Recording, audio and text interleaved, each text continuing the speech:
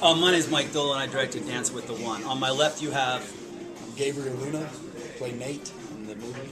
To the direct right, I'm Mike Davis. I played Sitter Hitchens in the film. They're brothers in the film. Dance with the One, premiering here at South by in the dramatic competition. So, how do you like South by so far? I've been having a blast. We haven't screened yet, so we're sort of, there's a little bit of nervousness, you know. Looking forward to the premiere. Yeah, seen lots of movies, so I've been having a good time. Gabe's been having a good time. He calls me very late, sends out very late night Facebook pictures. He turns in very early. I'm out seeing the Flaming Lips, and he's telling me he's old and he's too old to see the Flaming Lips. No, I would have. sold for that. I didn't know. He didn't. He's 11:57 on Facebook. 11:57. Great picture of Flaming Lips. End of show. Yeah, 11:57. Anyways. Yeah, it's good. So I did get a chance to see it. It was very good. I liked it a lot. Sweet. There is a lot of Texas in the film. So would you say that this is like like an ode to the state, or like a little love letter for the Austin area? I mean, I think it has a lot. There's a lot of music that's Texas in it. There's a lot of the story that's Texas. The writers are John Mark Smith and Smith Henderson, who wrote the script. John Mark Smith is from Texas. His father, Bobby Earl Smith, is a sort of a longtime bass player in a bunch of bands, Freedom the Fire Dogs, and so he really wanted to capture something that I think is pretty uniquely Austin, and which is sort of that outlaw hippie sort of remnants of the 70s. Who are the kids of those people who sort of like went wild at the Armadillo and all those places, and then we got really lucky because Gabe is actually from Austin. I lived in Irving when I was a kid, but my parents are from Texas, or my mom's from Texas, and we very intentionally tried to put as much sort of Austin in it as possible, with the locations, with the music, with sort of the way we approached it. I mean, the opening song is Rocky Erickson, who's sort of legendary, sort of the beginning of psychedelia. A lot of people don't even know was the 30 Floor Elevators, which was from Austin. I'd say it's more Austin than it is Texas. Yeah, I think it's more. That's a good point. Yeah, definitely. So, if there's one thing that you'd really want audiences to kind of take away from the film, or just like one thing that you'd really want them to just know, what would you think that would be? From their experience of watching the film? Yes. I want them to have an emotional journey in the film in the same way that these guys as brothers have to journey through the film, right? They got difficult circumstances, they're making choices that don't necessarily help them out that much. Then what's become sort of like heavily emotional and psychological becomes very physical in terms of their survival. And I think at the end there's a ton of hope, because the resources these guys have, the amount of love that they share for each other, for their father, sort of triumphs in the end. I personally, I want them to see that there's this kid who he's just a product of his environment. He's a product of his upbringing, and his father, he ends up doing what his father did, as we often do. But I want them to eventually empathize with a person who comes from an upbringing that maybe it's not common for a lot of people, but to still see a good-hearted person, a good soul, somebody who's fighting hard for his family. In the end, that's what you have, really. A story about me and him, how much I love this guy in the movie. Yeah, that's what I was going to say is, if anybody's going to take something away from it, it'd be like the brotherhood aspect and the family part of it, the strong family ties. That's what I took out of it. I like the brotherhood part of it. That's what I was going to say. Are you guys? Do you have brothers? Yes. I do, yeah. I have an older brother, and his actual real name is Nate, so that made it really easy for me to play the part. And Gabe really took me under his wing and just made it easy to play a brother. It was awesome. Did you guys get much time to develop some chemistry, before the shoot? It was, man. He came in and read for us, and it was instant, man. I have a little brother, Timothy. I agree. He reminds me a lot of my actual little brother, Timothy, also. So it was just, it was from day one. Gabe just made it easy to play the brother, and on screen, off scene, it doesn't matter. He's always acting like my big brother. So I appreciate that. Yeah, we just went out the other day. I took him shopping. He bought this. This is what these two together comes up with. I picked it out. Members only. The last member, right? Hey, the last member. I'm the last member. Right? I'm quite proud of it. I'm trying to, I'm not cool enough to wear anything fancy, so I'll just go with something. It's better than the first, though. It's better to be fashionably late, right? Yeah, there you go. This guy knows what he's talking about. Back to what you're talking about, though, in terms of the family. I think a lot of the film is about I mean, when you make a film, it's sort of a reinvention of a family in itself because it's such an intense experience, you know. And we did, you know, we rehearsed, and so we got everybody spending time together pretty quickly. And the intensity of the shoot, you know, the amount of how fast it went, and sort of the ruggedness of it, definitely brought everyone together, you know, really quickly. So that was really evident. And we had cast him early. So we were bringing people in to read it with Gabe, which was really helpful because then we just got to the matches hit right away. Gabe and Mike, and then Gabe and Sochi, who plays Nikki, his girlfriend. It just hit, you know, which was wonderful. Now, to audiences that you know, maybe don't know what to expect, I mean, what would you call this? Like, I mean, you just a singular, you know, phrase, almost like a sales pitch to an audience. Why should they see it, and what would you label it as? I'd say it's an explosive family drama. And in the course of the film, you learn a lot about the history of this family, and a lot of dark secrets and a lot of grief comes to the surface as these boys are sort of fighting for their what becomes, you know, a physical fight for their lives. So I think it has the sort of unique combination of physical threat and sort of a genre elements, and then a really truthful emotional journey for the characters. And great acting, by the way. Yeah, a lot of the movie did hinge on the performances, and I mean they were great. So Thank you. no problem. Now, like if there was one thing that you know you haven't really gotten to talk about your film, like in the press journey, like, you know, what's something that you'd really like to shed light on? That's a good question. Gabe's a terrible driver.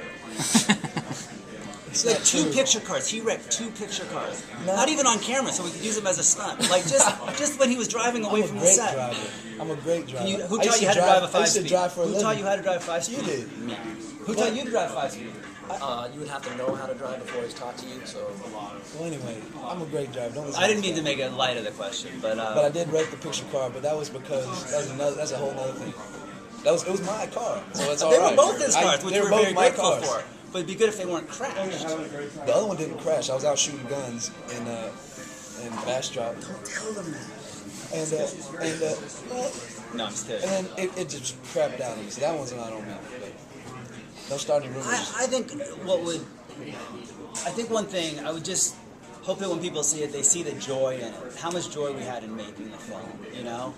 And I have a very strong bond to these. I mean, I really care for these guys. We hang out a lot.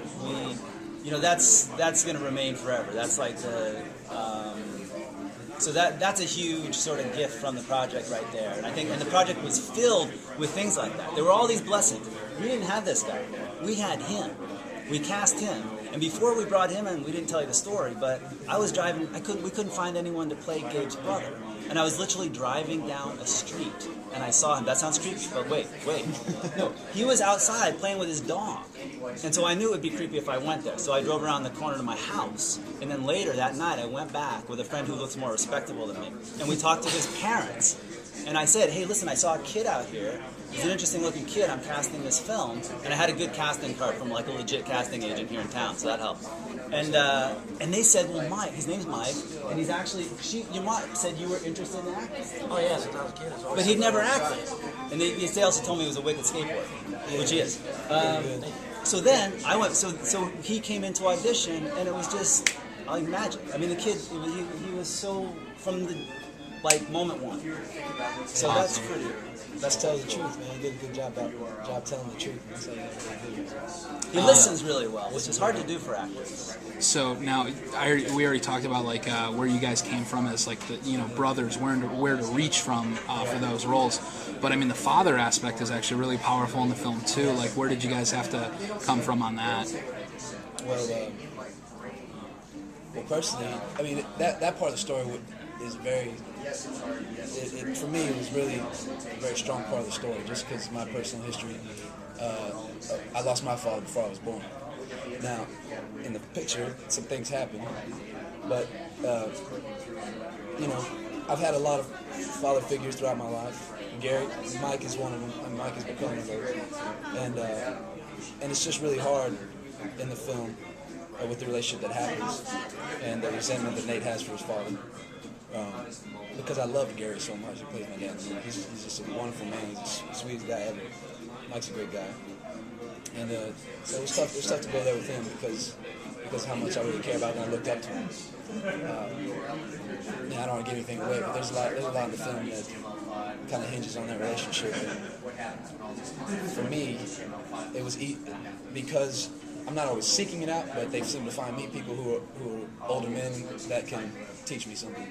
And Gary's one of those guys, really was. And so a lot of times it's just an instant thing. It's just an instant click.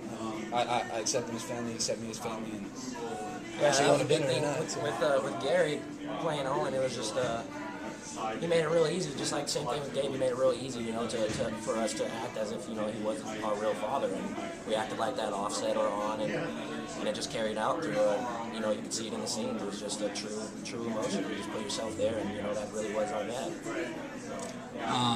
And your relationship with Gary's, I mean, your relationship as sitter with Owen was different. You know, it wasn't as turbulent and you know, not filled with the conflict. And you have a great, I mean, you and your dad are pretty tight, right? Yes, very close. Me and my dad are very close in real life. Yeah. Now, last question for you.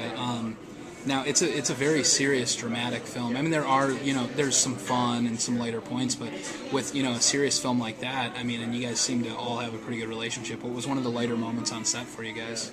What was what? One of the lighter moments, more fun moments on set. I had one. Because I was like, we should come up with a light moment. Well, there's the one where we're at the gym. We're shooting this scene in the gym where he's playing basketball. Mike throws up the worst wounded duck air ball that you could ever see. That was and awesome. We got it. That was awesome. And we got it. Somebody caught that. Somebody caught it on the hand cam somewhere, and they have like a behind the scenes. That was pretty funny. Everybody was getting crap out of that. Light points for me, what I enjoyed on the film was doing some of the stunt work, working with the stunt coordinator. Jeff Swan, he was a cool guy. That was fun stuff. It was good. I enjoyed it. And at the end of the shoot, we were at this house where there was a lake outside, and that was great because we actually stayed at that house for a little bit. Yeah, me and Gabe actually slept there. So we just everyone would leave, and we would stay there with Gary, and we sort of like, I know what. Okay, so one night we go swimming, and there's a beautiful river. Unfortunately, with the drought, so it wasn't as beautiful as it could be. We swim across the river, like, I don't know, 60 yards across the river. Gary comes down, right? Hey, we're like, now the thing was, Gary's super perceptive, but this is something he might miss the fact that the water was only 2 feet deep because it was in the drought. So he dives in, and one on the other side goes, no. He doesn't come up. He doesn't come up. Like, We're just like it seems like 2 minutes or something, forever. Dude, he didn't come up. Long time. He eventually surfaces like 10 feet in front of us on the other side. And he swam so far into it. Eventually surfaces. Yeah. And that was terrible. That was truly terrifying for about a minute. Because he was trying to scare y'all. I don't know what happened. And it was real dark. There's nothing but the moonlight, you know. Like, you couldn't see nothing. And the water was still. He didn't come up for the longest, man. That was terrifying.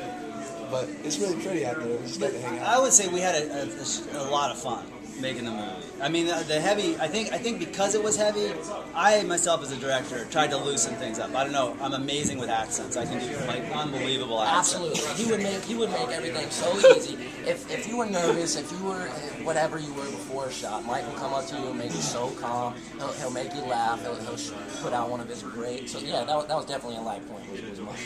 Did a good job. Every time I felt iffy about it. I need more emotion, Mike. I need more emotion from you. You're kind of like sitting there and I'm not really getting it from you. Bring it up from your nose. Don't like scrunch your forehead. Just like that. I mean, come on. How do you not love it? Don't smooth your face. Yeah, your forehead all scrunched so it looks like shit. Loosen up your forehead. Loosen it, mate. All right. Well, is there anything else you'd like to say to the Film School Rejects crowd?